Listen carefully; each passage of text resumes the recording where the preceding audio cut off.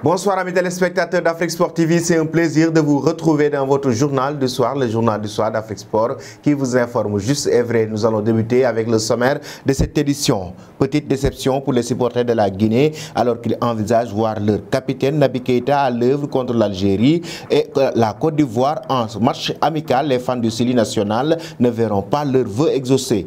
Convoqué pour la première fois avec le Sénégal, Noah Fadiga ne rejoindra pas les Lions de la Teranga pour disputer les 2 matchs de préparation de la Coupe du Monde, victime d'une commotion cérébrale avec Brest. L'Ajaccio, dimanche, Fadiga doit passer des examens complémentaires. Comme annoncé par la presse française, Kylian Mbappé satisfait de savoir que la convention au sujet des droits à l'image des joueurs de l'équipe de France va être révisée à bien participer aux opérations marketing des Bleus ce mardi. Comme prévu, la Russie ne disputera pas la prochaine édition de l'Euro. Depuis le début de la guerre en Ukraine, l'UEFA a pris des mesures fortes contre le pays en interdisant notamment à ses clubs de disputer les différentes Coupes d'Europe. Après un mercato estival très mouvementé, Cristiano Ronaldo est finalement resté à Manchester United. Il faut croire que la star portugaise n'en raffolait pas de propositions de clubs évoluant en Ligue des Champions. Et pour terminer, l'attaquant polonais Lewandowski estime avoir augmenté ses chances de remporter le Ballon d'Or en quittant le Bayern Munich pour le Barça cet été.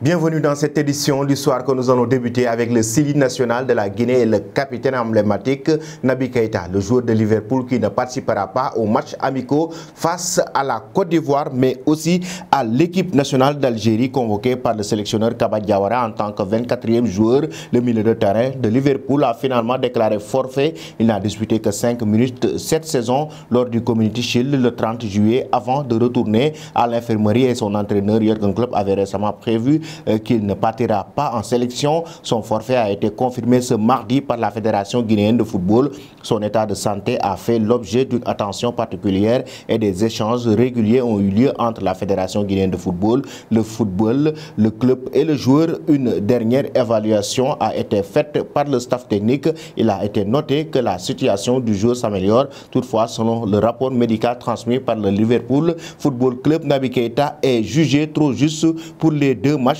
amicaux de la Guinée, indique l'instance dans un communiqué. Nous allons du côté du Sénégal avec les Lions de la Teranga convoqués pour le rassemblement face à l'Iran et à la Bolivie. Noah Fadiga est forfait pour ces rencontres et le joueur sénégalais va passer des examens complémentaires et observer quelques jours de repos comme l'a indiqué son club. Durement touché hier lors d'un choc avec l'Ajaxien Diallo, Noah Fadiga a été victime d'une commotion cérébrale. Il doit passer des examens complémentaires et observer quelques jours de repos sans football. Il ne rejoindra pas la sélection sénégalaise, écrit le communiqué du Stade Brestois ce lundi 19 septembre. Et du côté de l'équipe de France, Kylian Mbappé a finalement participé aux opérations marketing des Bleus de Didier Deschamps. En mars dernier, Kylian Mbappé avait fait grandement parler de lui en refusant de participer aux opérations de marketing des Bleus. Le joueur phare du PSG souhaite garder un droit de regard sur les marques avec lesquelles son image est associée. Ce lundi, bis répéta alors que l'équipe de France se présentait ce mardi matin pour d'autres opérations du même genre. Le joueur du PSG avait stipulé via un communiqué sa volonté de ne pas y participer avec une nouvelle fois. Et finalement, comme l'a relayé cet après-midi, l'équipe Kylian Mbappé s'est ravisée et a participé au même titre que ses coéquipiers. Ce retournement de situation a été rendu possible du fait des discussions qui se sont tenues ce lundi entre Noël Le Graët, président de la Fédération de football, et plusieurs cadres de l'équipe de France. Et nous passons à l'instant quiz avec 3 indices qui vont vous permettre de connaître notre joueur mystère. Premier indice, je suis un ancien joueur de l'Olympique de Marseille. Premier indice, je suis un ancien joueur de l'Olympique de Marseille. Deuxième indice, je suis finaliste de la CAN 2015. Deuxième indice, je suis finaliste de la CAN 2015. Troisième indice, je joue actuellement au Qatar. Troisième indice, je joue actuellement au Qatar. Qui suis-je? Vos réponses seront attendues en commentaire.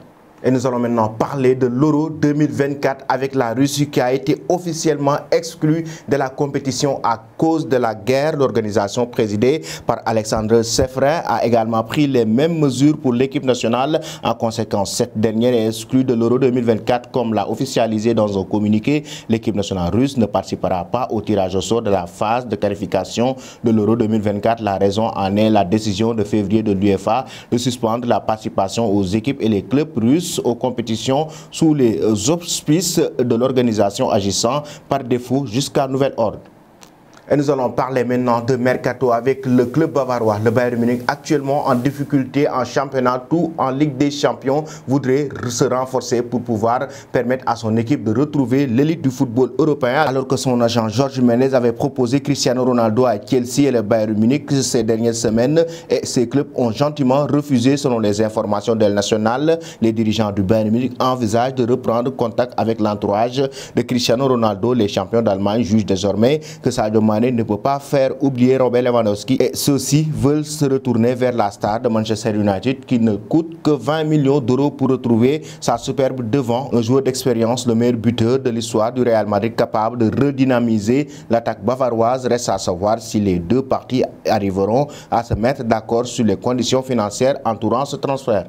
Et nous allons terminer cette édition avec l'attaquant polonais Robert Lewandowski qui se proclame Ballon d'Or avec le Barça. Il est plus optimiste à remporter ce titre européen. L'international polonais a été transféré pour 50 millions d'euros au Bayern Munich vers le FC Barcelone cet été et a déjà fait parler la poudre avec son nouveau club, marquant 11 buts en 8 matchs, toutes compétitions confondues. Il continue de viser fermement un premier Ballon d'Or et pense que le fait de jouer pour le Barça est un coup de pouce pour remporter le prix individuel. Je sais que Barcelone est une équipe où le plus de joueurs l'ont gagné, a déclaré Lewandowski lors d'une conférence de presse alors qu'il était en mission internationale avec la Pologne. Je pense que le chemin est plus court depuis Barcelone que depuis le Bayern Munich. Voilà, chers amis téléspectateurs d'Afrique Sport TV, c'était tout pour votre journal du soir. Avant de vous quitter, la question concernant Cristiano Ronaldo, pensez-vous que la star portugaise devrait-il rejoindre le Bayern Munich? En même temps, Robert Lewandowski peut-il remporter le Ballon d'Or avec le Barça? Merci et bonne fin de soirée.